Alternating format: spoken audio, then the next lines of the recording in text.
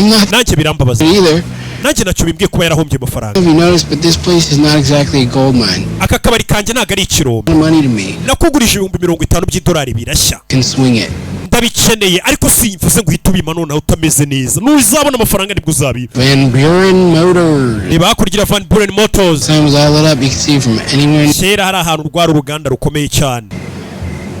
You remember that summer when your old man? Wibuka muri ya meshi ubwo papa wawe yadufataga.